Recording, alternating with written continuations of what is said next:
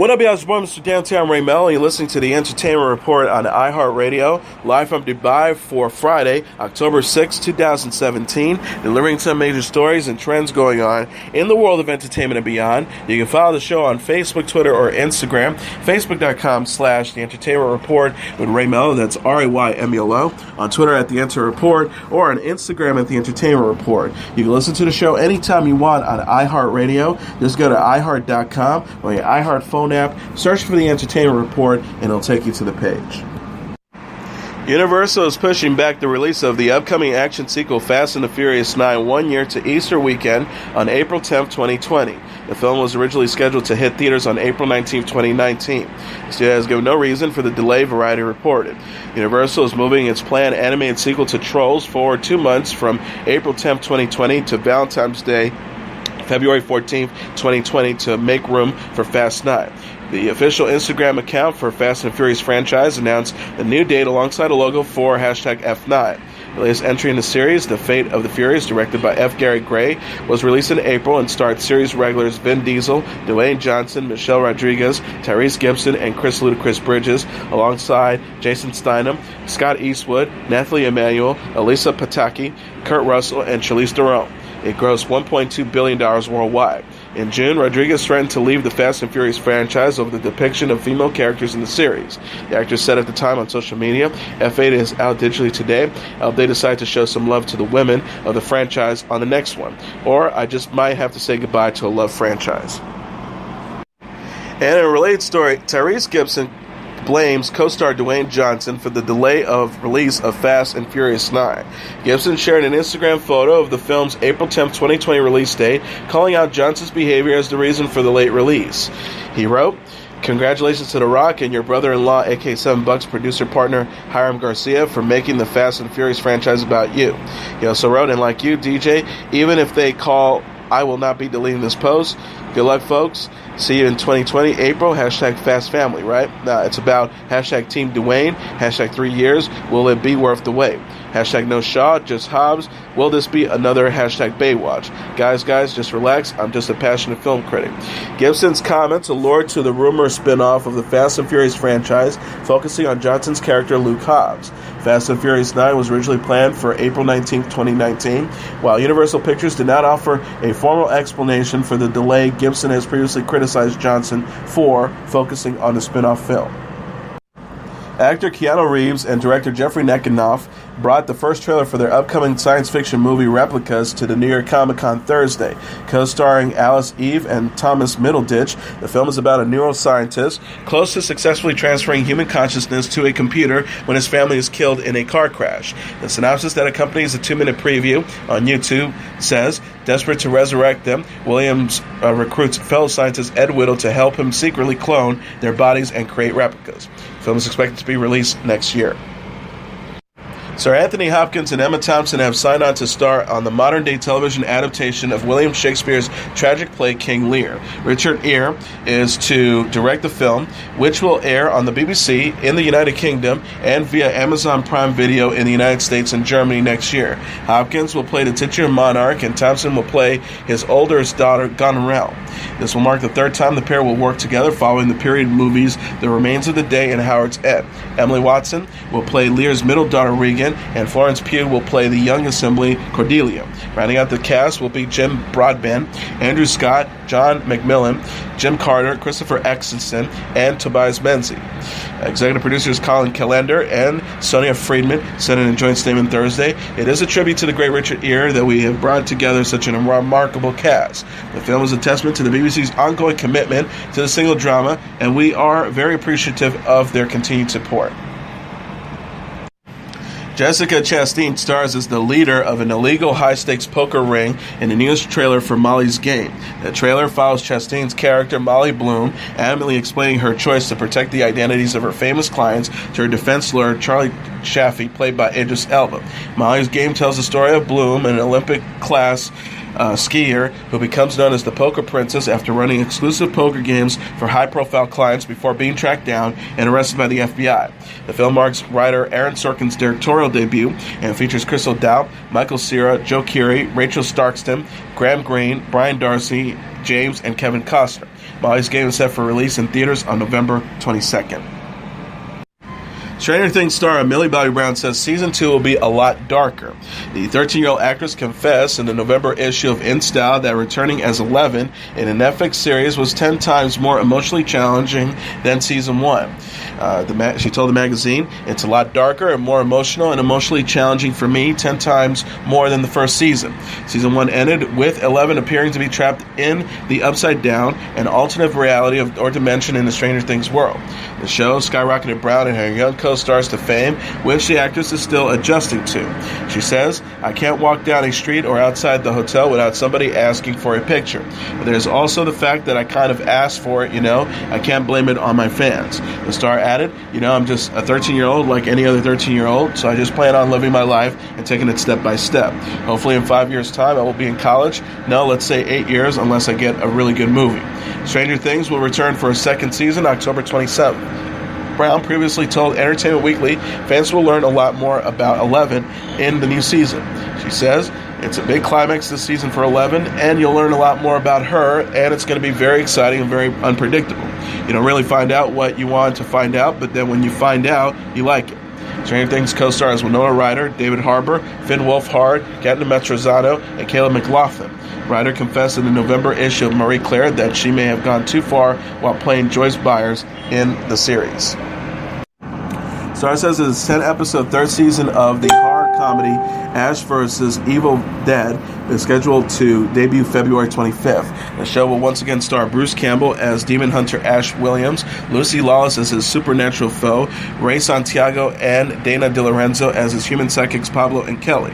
Newcomer Ariel Carver O'Neill will play Ash's long-lost daughter Brandy, the cable network announced Thursday. A press release noted the third season find Ash's status in Elk Grove, Michigan has changed from murderous urban legend to humanity-saving hometown hero. When Kelly witnesses a televised massacre with Ruby's fingerprints all over it, she returns with a new friend to warn Ash and Pablo that evil isn't done with them yet. Blood is thicker than water in the battle of good versus Evil Dead. The cast is speaking to fans and reporters at New York Comic-Con this weekend. Netflix says it has ordered a 10-episode season of the one-hour sci-fi family drama Raising Dion. Creator and Fruitvale Station actor Michael B. Jordan is executive producing and will appear in the show, which is based on a short film about an African-American widow and single mother who discover her young son has multiple constant changing abilities, a press release says. Music video director Dennis Liu created the comic book and helmed the short film that inspired the series. Carol Barbie will serve as the showrunner, executive producer, and wrote the script for the pilot episode, which Liu will direct. Liu said in a statement, "I started this project many years ago because I wanted to see more diverse representation on film and television, and I'm excited to partner with Netflix and Marco, who I know share this commitment. More than ever, we need more stories told from different points of views, and my hope that with Raising Dion is to create a cinematic experience for all families that will lift your spirits and make you laugh and cry." Cindy Holland, the vice president of original content for Netflix, says, "We haven't seen this type of superhero story before, an origin myth full of imagination, wonder, and adventure, all grounded in the experience of a modern singer mother. Michael B. Jordan is exciting and dynamic talent, and I'm excited to see him, Marco, Carol, and the team translate Dennis's unique vision to television." Gal Gadot burst onto the scene in true Wonder Woman fashion in a new promo for her upcoming appearance on Saturday Night Live. The official Twitter account on SNL captions the clip released Wednesday that features SNL stars Leslie Jones, Mickey Day, and Beck Bennett. Gal Gadot knows how to make an entrance. As comedians wait for Gadot to arrive to host the show, the actress explodes through the wall while posing like Wonder Woman. Jones says, "Gal Gadot, you can't do that. We have rules here." Mispronouncing Gadot's name after Bennett is seen flying into the audience seats. Day says, "It's Gal Gadot," before Johns mispronounces his name, exclaiming, "Shut up, Marky." Harvey Weinstein said Thursday he's taking a leave of absence from his production company after an investigative report laid out years of sexual harassment allegations against the film executive. The New York Times detailed multiple accusations, including one from actress Ashley Judd, who said Weinstein asked her to give him a massage or watch him shower in a Beverly Hills, California hotel room. She said she thought during the incident 20 years ago, how do I get out of the room as fast as possible without alienating Harvey Weinstein? Other former employees of Weinstein Co. and Weinstein's former company Miramax made similar allegations. The Times viewed documents indicating he settled with at least 8 of his accusers. Weinstein, who's 65, issued a statement to the Los Angeles Times apologizing for his actions by saying with colleagues in the past that have caused a lot of pain. He added, I'm so respect all women and regret what happened. I hope that my actions will speak louder than words. Adding, trust me, this isn't an overnight process. I've been trying to do this for 10 years, and this is a wake-up call. I cannot be more remorseful about the people I've hurt, and I plan to do right by all of them. Weinstein's lawyer, Charles Harder, threatened to sue the New York Times, whose article, he says, was saturated with false and defamatory statements. Harder said it relies on mostly hearsay accounts and faulty report, apparently stolen from an employee personal file, which has been debunked by 9 different witnesses. We sent the Times the facts and evidence, but they ignored it and rushed to publish. We are prepared for the lawsuit now. All proceeds will be donated to women's organizations. Peter Krause will return to television on an upcoming Bachelor spinoff. The 31-year-old Bachelorette Season 13 runner-up will compete on the new show, The Bachelor Winter Games. Franchise creator Mike Fless announced Wednesday. He tweeted, yes, Peter will be looking love and going for the gold on hashtag The Bachelor Winter Games. Fless confirmed that the show will feature, quote, challenges, sports, competitions, and of course the toughest challenge of all, finding love, as well as past contestants from the international version of The Bachelor. He also wrote, sexy international bachelors and bachelorettes from dozens of countries that also produce hashtag The Bachelor. It is reported that the Bachelor Winter Games will bring Bachelor and Bachelorette alums together in Vermont to compete in winter-themed athletic challenges and look for love. The show will premiere on ABC in February 2018. Many expect Krause to be named the next Bachelor after Rachel Lindsay chose Brian Abasolo on the Bachelorette Season 13 finale. Krause reacted in September after Ari Lukendak Jr. was picked as the Season 22 Bachelor. The star wrote on Instagram at the time, as I sit here writing this, I struggle to hold back the tears as I'm overcome with emotion one last time.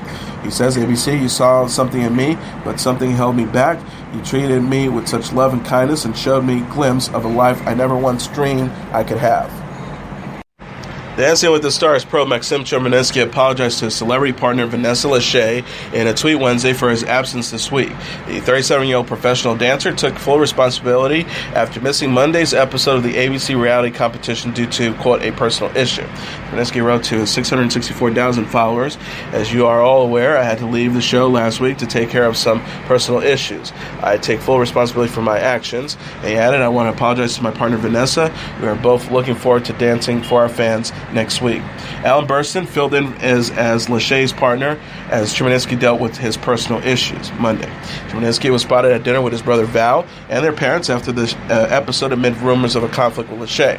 Sources tell people there's a big chemistry issue. They both have big personalities, and that's not always the best recipe for a good relationship. The insider added they've been fighting a lot. Lachey has yet to address Chemerinsky's absence, but did say Tuesday on Instagram that she can't wait to start rehearsing again with the dancer.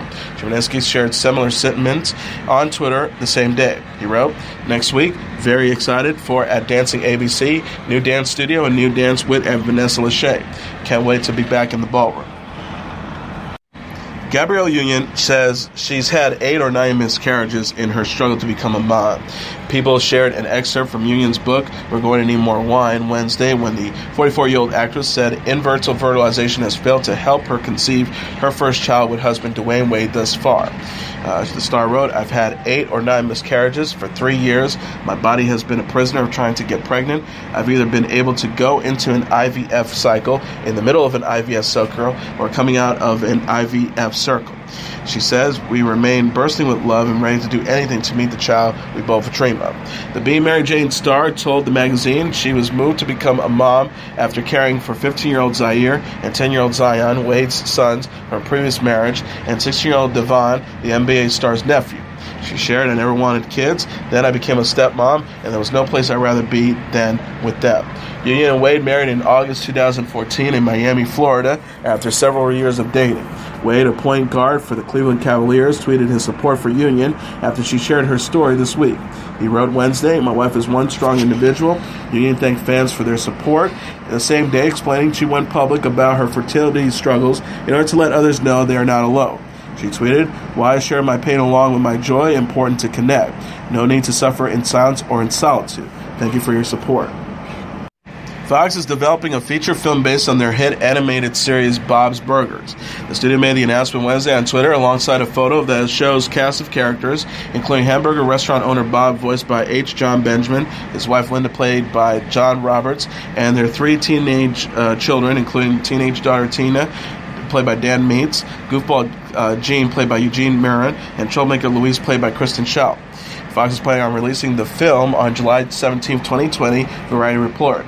Bob's Burgers first premiered on the network in 2011 and has been nominated for an Emmy Award for Best Animated Series 7 consecutive times, winning in 2014 and 2017. Show creator Lauren Bouchard said in a statement, "We're thrilled to be invited to bring Bob's Burgers to the big screen. We know the movie has to scratch every inch the fans of the show ever had, but it also has to work for all the good people who've never seen the show. We also know it has to fill every inch of the screen with the colors and the sounds and the ever so slightly greasy texture of the world of Bob's, but most of all, it has to take our characters on an epic adventure. In other words, it has to be the best movie ever made, but no pressure, right?" 20th Century Fox chairman and CEO Stacey Snider says, "A Bob's Burgers film fits perfectly with our initiative to redouble our family and animation efforts. We're grateful to Fox Television Group Chairman Gary Newman and Dana Walden for trusting us with this beloved property, and we're so excited to be working with Lauren and his team." Former Glee actor Mark Salling pleaded guilty to possession of child pornography Wednesday and will face 4 to 7 years in prison, according to a plea bargain with the U.S. District Court of the Central District of California. Salling, who starred on the hit show between 2009 and 2015, pleaded guilty to, quote, one felony count of possession of child pornography involving a prepubescent minor, and will also face 20 years of supervised release, paying $50,000 in restitution to each of his victims, and register as a sex offender, Variety reported. A judge will decide Salling's sentence at a later date. The actor, who played Noah Puckerman on Glee, was arrested in December 2015 when the Los Angeles Internet Crime Against Children Task Force raided his home and found thousands of images of child pornography on a hard drive and USB drive. Hollywood powerhouse David Geffen donated $150 million to the Los Angeles County Museum of Art Wednesday to finance a $600 million addition to the museum. Geffen told the New York Times, "It seems as though if I didn't do it, it wasn't going to get done. They've been attempting this for years and they couldn't raise the money. I love art, I love LA, and I could do it, so if they could do it, so can I." Geffen's contributions brings the fundraising total for the new building to $450 million. In appreciation for his contribution, which is the largest in the museum's history, the building will be named the David Geffen Galleries. The LACMA is a public facility, meaning that the building will officially be owned by the Los Angeles County. And Los Angeles County Board of Supervisors Chairman Mark Ridley Thomas said Geffen's contribution was an inspiring example of how private philanthropists can partner with public institutions to expand architectural and artistic horizons for everyone.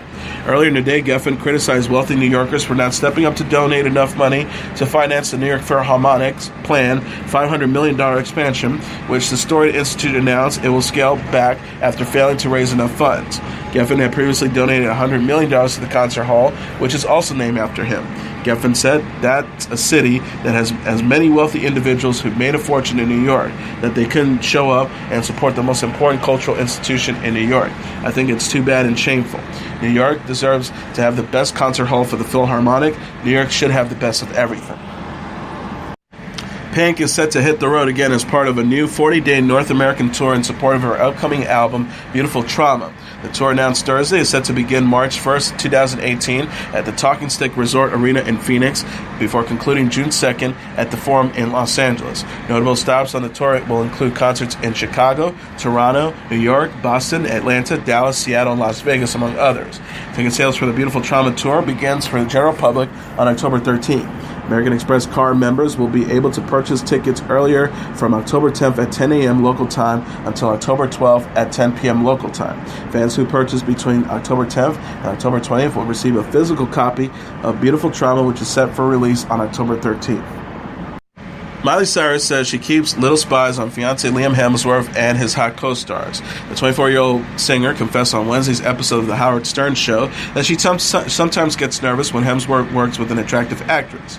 Cyrus told host Howard Stern, "I get that little butterfly in my stomach, but I know me and I know what our relationship is." She said of actors having to rehearse and film romantic scenes 1,000 times with a bunch of other people, anyone's going to feel like it's fucking abnormal.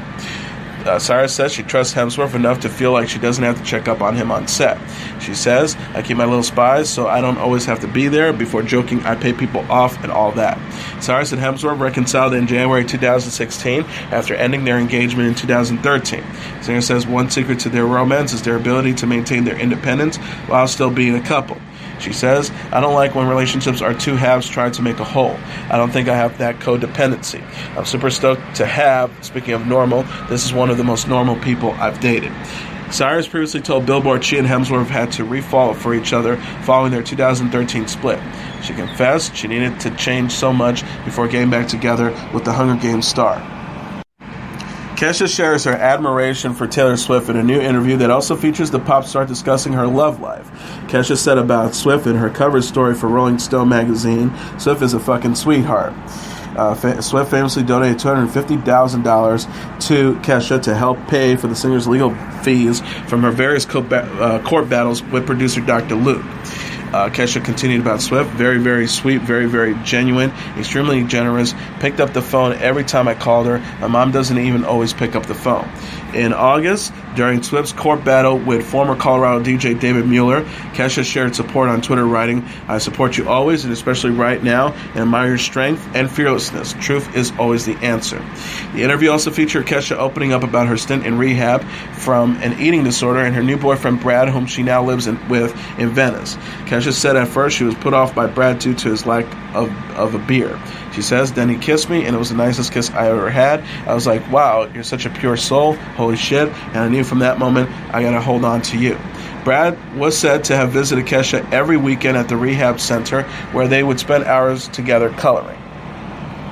Lorde is adding rap group Run the Jewels and singers Matiska and Tove Strike to the North American half of her Melodrama World Tour. Laura wrote on Twitter Wednesday alongside a promotional poster for the tour, "So pleased to announce that at Run Jewels, Mishka Leaks and Tove Strike are joining us for the North American dance. Run the Jewels will be opening for Lorde for her entire run in North America, with Matiska and Tove Strike joining the singer on selected dates," MTV reported.